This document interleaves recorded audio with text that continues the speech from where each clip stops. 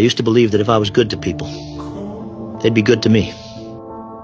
That if I showed loyalty, I'd get the same in return. But life doesn't work that way. Some people will take your kindness for granted. They'll mistake your patience for weakness. They'll use you, drain you, and then act like you never existed. And that's fine, because I've learned that the ones who truly matter will never put me in a position where I have to question their intentions.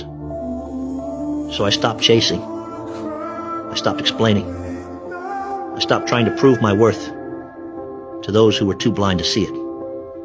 Now I move differently. I protect my peace. I choose my circle carefully. And I never ever beg for a place in someone's life. Because at the end of the day, I'd rather walk alone than be surrounded by fake love.